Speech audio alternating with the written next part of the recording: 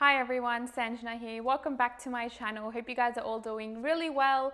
Now, as you can tell by the title of today's video, I wanted to share with you why I quit my risk consulting job at the Big Four. I feel like I haven't really addressed this on my channel before, and as you guys all know, I've obviously left Kpmg. It's been about a year, and I never really sort of explained to you why I was leaving and all of the reasons behind it. So I thought I would film this for you guys today and really give you my honest thoughts and opinions about what exactly happened, because I feel like I talk a lot about, entering the Big Four on my channel, how to get a job at the Big Four. I recently did a pros and cons video as well about the Big Four, but I haven't really sort of sat down and really given you my honest, true experience of what I went through and the reason behind why I left. So if you are interested, then please keep watching, and if you haven't already, then please do subscribe to my channel down below, and let's just get started on today's video. Now, I just want to preface this video by saying that whatever I say today is based off of my personal experience, my experience of working at a Big Four firm for about 2.5 years, and my experience is obviously my experience, and I know everyone goes through a different journey, and I don't want what I say in today's video to discourage you, and it's not meant to sort of bag out the Big Four, but I just wanted to share with you my thoughts and why I actually left the Big Four firms. I know a lot of people have very positive experiences. My experience working at the Big Four was actually pretty much a very positive one. It was only the last few months where I decided to make my decision to leave. So I'm just going to talk you through those decisions. But other than that, it was genuinely a positive experience for me. All the connections, all of the experience, all of the knowledge, and I definitely wouldn't have been in this position that I am today if I didn't have that experience under my belt. So the first reason why I decided to leave the Big Four was actually a combination of a few months leading up until the day that I left Kpmg. So just to give you guys a little bit of context, because I want to definitely set the scene here for you guys and sort of paint a picture for you. My decision to leave Kpmg only sort of came about maybe 2 months before I decided to actually leave.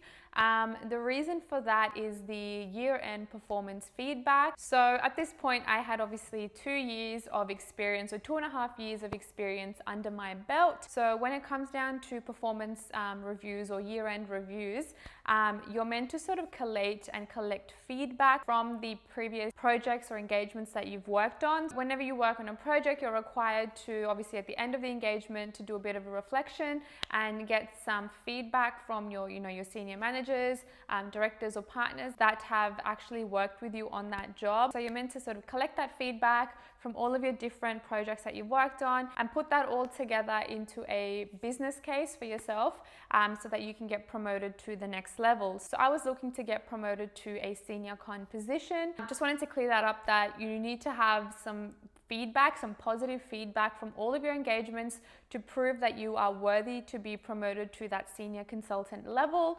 Now, just to give you guys a bit of an idea, so prior to that, for the last year, I was actually in secondments. I was seconded to about 7 or 8 different places. So I literally was not in, internal audit or risk consulting. I was being seconded out to different clients. I was being seconded out to other institutions, pharmaceutical companies, literally random jobs here and there. And because I was always seconded out to different clients, I was rarely in the office ever. Then when it came time, to do my performance review, I was actually told that I didn't have enough internal audit or, risk consulting experience, and that was potentially going to affect my chances of being promoted to a senior consultant. And that really just, that didn't really fly well with me, because I obviously did these secondments because, that was what I was rostered on for. That was what was on my schedule. And obviously the senior management were the ones that made this decision to put me out on these secondments. So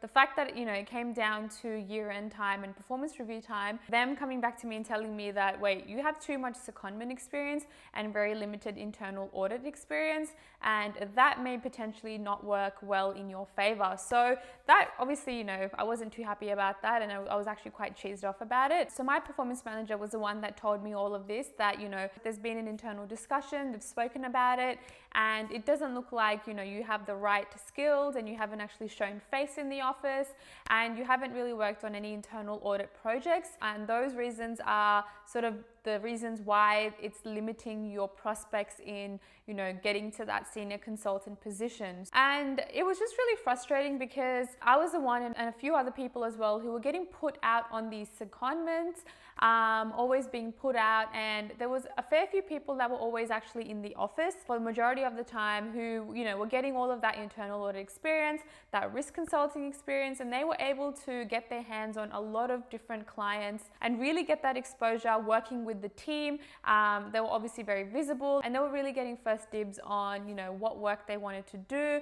And it was actually pretty unfair. The fact that I got told that I was not ready to become a senior consultant because I didn't have the experience was really something that was out of my control. And I had actually told a lot of the senior management staff that I didn't want the number of secondments that I do to affect my prospects later in the year, and I was actually guaranteed that that would not take place. And the fact that it did come up come year-end performance review time, that really annoyed me, and I really wasn't happy with the way that they treated me as an employee. There was just a lot of miscommunication, a lot of, you know, iffy behavior, and everything was pretty much very vague. So when I was told this, I was very obviously upset and frustrated at the entire process and how everything was sort of being managed, that I was like, look, I think this is a reason, this is a sign that, you know, I've been there for 2.5 years. If this is not looking great now, then I don't think it can ever look great later on,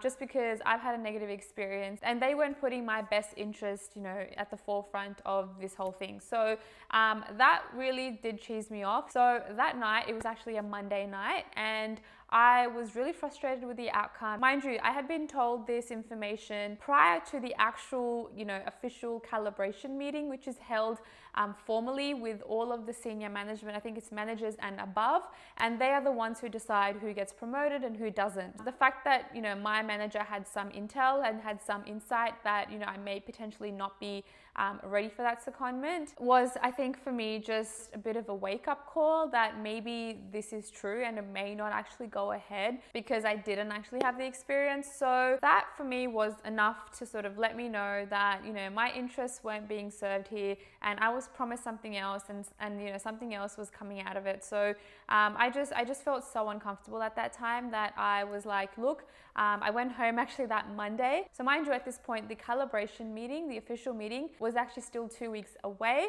But when I was told this news, I remember it being a Monday afternoon, and I got told this, and I was so frustrated. I even remember sitting next to my best friend, and I was like, look, this is it. Like, I'm actually so done because I'm here, you know, getting all this feedback from all of the secondments that I had done. It's not like I didn't even get the feedback. I had gotten the feedback. Yeah, it just wasn't something that I really gelled well with. And straight away that night when I got home, I looked through my LinkedIn and I was like, look, I'm actually like thinking of hitting up all these recruiters that have actually, you know, reached out to me, messaged me for potential vacancies at their firms, and I think I'm just going to respond to them. I actually didn't think twice about, you know, leaving the firm or anything like that, but it was just something, you know, that conversation, and just wasn't really, you know, I wasn't really feeling it. And I was like, look, it's been an unfair process, and I wasn't really happy with how things were going to look like come the official calibration meeting time. And I hit up the recruiters that had hit me up. I responded to them. Mind you, they had actually messaged me, I think, a few months before, so I didn't even know if those positions were going to be available. So I hit up one of them, and they were like, yes, we are keen. We are super keen to have you on board. In fact, they're actually looking for someone in that managerial position at the bank. And this is the bank that I actually currently work at. They were super keen, and they're like, we can actually get things, you know, running really quickly, and we want an interview and we want to lock in the position within the week. I was like, wow, this is actually insane. This is so quick. And I was like, sure, let's go ahead with it. Just because all of this, you know, fury, this built up anger was, you know, inside of me, that I really wanted to take up that opportunity and just prove to myself that I was definitely worth it. and keeping myself at the forefront of this whole entire sort of situation. And there were two other recruiters which did sort of reach out to me as well. I did, hit them up as well because, in case that didn't work out, I did have the other two options, and they were quick to have an interview with me as well. Everything really progressed really, really quickly, and within a matter of a week, I decided between the three of the opportunities that I got offered which one was the best for me, and I obviously took up the one that I'm currently working at, which I'm super grateful for that opportunity came out at the right time. So out of that whole anger, that frustration, was what sort of landed me this next job. But yeah, that was one reason why I really wasn't happy, just because, starting off as a graduate, I'm so loyal, I'm ready to work for the firm for the rest of my life, and when I've been told one thing and then, the outcome is something else, I'm obviously not going to be really happy with that. And then obviously when I got the offer, and then once I obviously went for the interview, I got the offer within the week of me sort of, hitting up this recruiter. I was offered the position within a week. I was like, wow, this is insane. They must desperately need someone. At this point, I hadn't actually given my resignation. I was still sort of, like, oh, at least I've got that option there, and I can sort of figure out, what happens with Kpmg. And then it was really funny because then my manager set up some time with me 2 weeks later.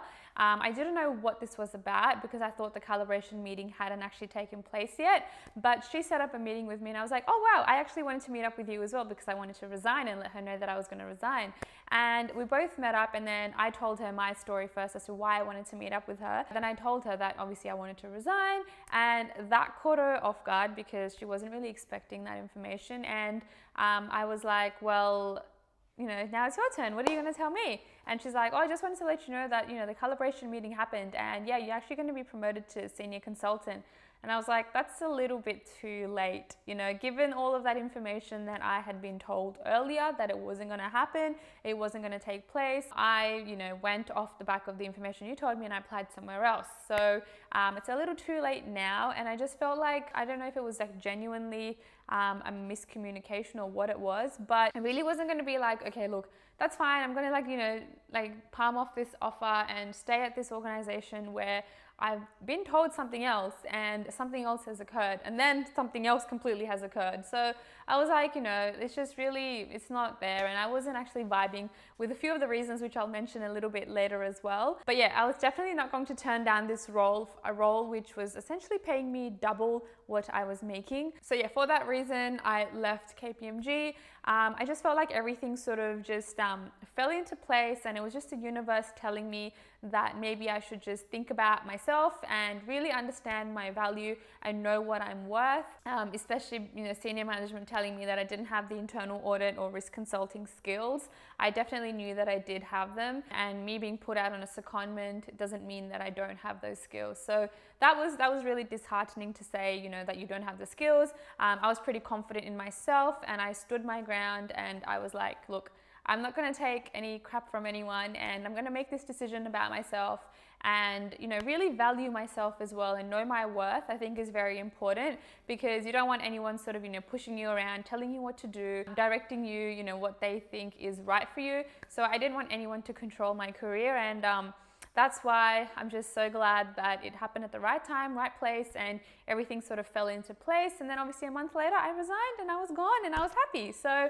that's the first reason why I sort of left Kpmg. Now, the next reason that I decided to leave was basically that you have to really prove yourself. You need to really, really prove yourself that you are going above and beyond. You're being teacher's pet, you're the favorite, and you're really spending, long hours in the office, just trying to prove to senior management that you are worthy of your position.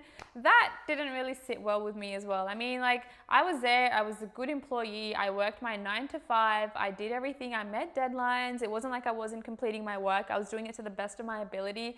And it's just that I wasn't there, I wasn't, seen in the office, I wasn't working those extra long hours like, a lot of people do. And I was more concerned about my work-life balance, and I just felt like that didn't really sit well with me, where I had to prove myself a lot to get recognized. And I don't want to go out of my way because I've got obviously another life outside of work as well, and I can't dedicate my entire life to work to get promoted or to get recognized and noticed within the team. That's not really what I'm about. I'm not really an in-your-face person. I don't like, being all up, in your grill, be your best friend. So that's not really me. And I felt like this workplace sort of started becoming like that. So yeah, this whole sort of competitive nature, this, fighting to be seen, recognized, was really not my thing. And I honestly did not have the time. At that time, I was actually dancing as well. So I had to go to a lot of dance sessions after work, and I had to make it there on time, and I could not spend my time sitting there working. I don't enjoy working after, 6 p.m. anyway. I mean, if you've got the job done, you've got it done. And I really not am a fan of, working long hours. Obviously, I understand, if there's a once off, that's all good. I understand that. But if it's on a very frequent basis, yeah, I can't really do that. I can't see myself doing that. I would rather work on something for myself and have that, work-life balance, which the bank that I'm currently working at does provide me. I felt like there was just too much work for a little bit of reward. For me, it didn't actually sit well because I obviously had a double life. I was doing YouTube as well, I believe. Yes, I was doing YouTube, and I was dancing as well. So finding that time after work was already a struggle for me. So work would be like the last thing I wanted to do. So yeah, that was another reason why I wanted to leave, just because of the sort of environment that was being created. Now, the third reason that sort of made me quit was when I was in the office, whenever I was in the office, that rare occasion I was in the office and I was scheduled on a client or an engagement, literally like 6 or 7 times out of 10, that work fell through. I don't know what it is, but whatever I was put on, I don't know if I was like bad luck or whatever, but all of my engagements, majority of my engagements were falling through. Sometimes a client would be like, that they're not ready, then they haven't paid the fee, they just want to extend it, delay it, whatever it is. But a lot of my projects were being delayed and essentially not even happening. So that obviously was really frustrating, because when a project doesn't go through, then there's a word which the Big Four refer to as sitting on the bench. So I was sitting on the bench a lot of the times, and it's really not your fault. There's a lot of KPI targets as well that you need to hit as a consultant, or all levels of management, in fact. And I wasn't hitting that level because my utilization level, which is basically the percentage of hours that you are assigned chargeable work and you're doing chargeable work for a client, or you also have non-chargeable hours as well, which is like admin or any sort of business development type activities. Having chargeable client work means that you are contributing to your utilization, but if you've got anything else that doesn't actually contribute to your utilization, that contributes to your productivity. And you have to hit certain utilization levels to be able to get promoted to a senior consultant. And because of this work falling through, my utilization was significantly getting hurt. It was obviously under the target, which I think was 75 or 80%, I can't remember now. So that was really annoying. I didn't really like sitting on the bench, and you have to still come into the office because you need to show face. You need to look like you're networking. You need to look like, you're trying to find work. You need to go out of your way to like send emails to the entire risk assurance team to really try to see if there's any work. And then the work that would come through to me was like little bits and pieces that had been funneled down, and you get the really sort of boring stuff to do, which is like, formatting slides or, creating templates or whatever it is. I didn't really like that a lot of the jobs did fall through. Because I was in the office for a very limited time, the fact that my time wasn't being utilized well was obviously affecting me, and this happened a lot in the last few months of me leaving. So obviously all of that sort of built up, and I wasn't happy, and it just sort of affected my mental health, my confidence, having to always send emails out every single day and be like, look, I don't have work, anyone got any work, send it over to me. So I didn't really like that sort of feeling, whereas a lot of the other people in the team did have continuous flow of work, and I just felt like there was obviously that favoritism that was happening as well. And then another reason why I decided to leave was obviously because I wasn't getting much work.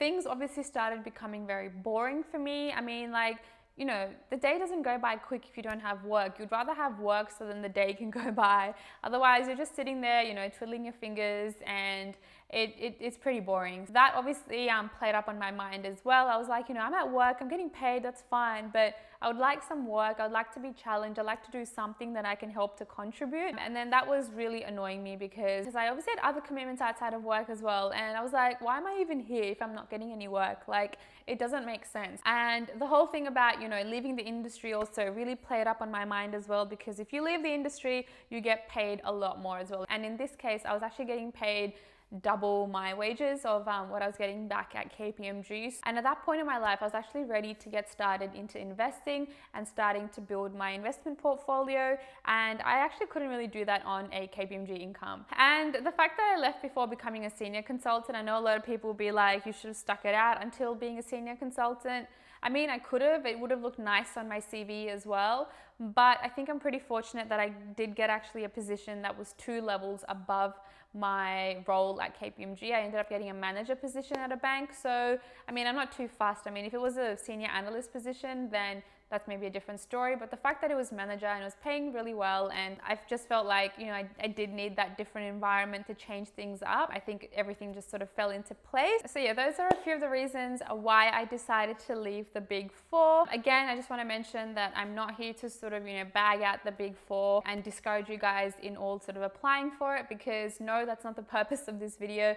The purpose was to sort of answer your questions and to let you know why I left, because a lot of you guys actually did still think that I work there. So yeah, it's definitely not there to sort of, you know, put anyone down. And if you have applied for it, well done, because I definitely know that the experience and all of the knowledge, all of the people that I met at the Big Four really sort of helped me and molded me into the person that I am today, as cheesy as it does sound. Yeah, without that experience, it's definitely a great sort of foot in the door. It's a great sort of way to really pick up those skills and work in a very dynamic environment. It's a place where you can't really achieve those skills anywhere else, I feel, just because it's so fast paced. So yeah, just wanted to reiterate that point, that I'm not saying you shouldn't apply for the Big Four. I think you should definitely apply, but obviously be mindful that, you know, you need to put yourself first and think about your career and yourself. And when it comes to situations where you feel uncomfortable or where you feel like, you know, you're not being treated well or right, or something's unfair,